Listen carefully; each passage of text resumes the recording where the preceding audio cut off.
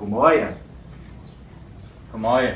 Hier bei uns haben wir heute Kleinspau und wir tun ein bisschen mit dem auf Plattdeutsch, unsere Deutsch sprechen, verstehen, wie die Gespräche laufen tut, wenn wir zusammen sprechen tun.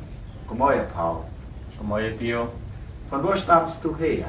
Ich bin von der Kolonie von der Stadt von Eriching. Wie heißt das Platz? Linha Poço Grande. War das im deutschen Name oder? Nee, hat kein deutschen Namen.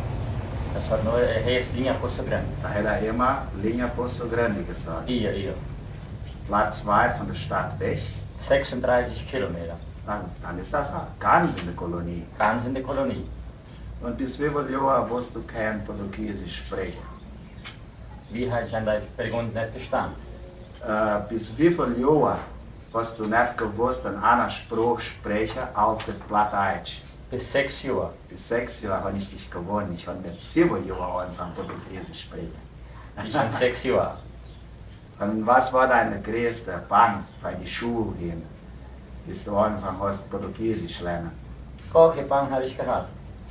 Da warst du immer noch Hier. gutwillig und hast immer mit viel Lust alles gelernt. Jawohl, hier. Und was für deine Kolonie? Wir haben Kolonie, Familie geplant, Soja, Bohnen, Schweine gezogen. Da war der echte Bauer. Hier. Ich bin ein Kind von Bauerschlei.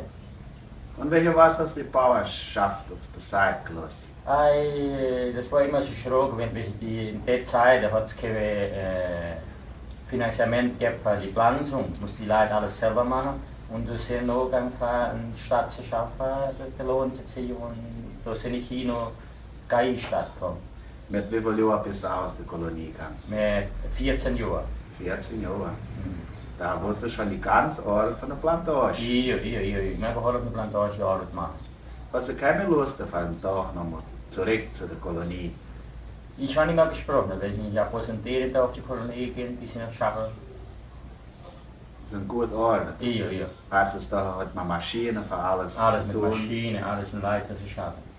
Was betriebst du heutzutage? Ich tue Zeitung machen und an der Radiostation schaffen. Und gibt es dir gute Lust so eine Arbeit?